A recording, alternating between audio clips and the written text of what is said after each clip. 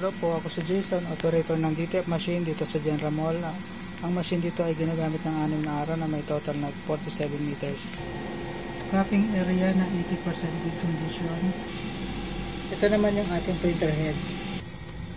Ito ang tamang pag-head clean. Pindutin lang ang clean, normal, heads. Check na rin natin kung naglalapat yung cupping tsaka yung head natin.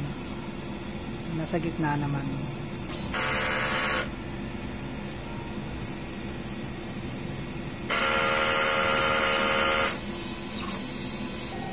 Huwag natin kalimutan magpunas ng wiper pagkatapos mag-head clean.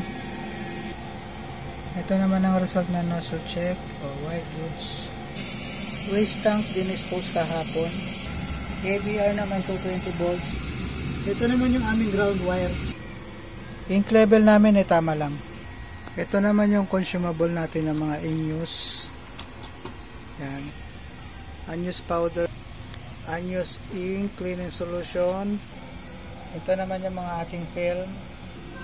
Records na nagamit ay 3 powder, 3 white ink, 4 na cleaning solution, 1 magenta, 1 cyan, 1 yellow, 2 film. Ito naman yung aking daily workload monitoring. Ito ang weekly checklist maintenance record. Ito naman ang monthly checklist monitoring. Yun lang po, salamat.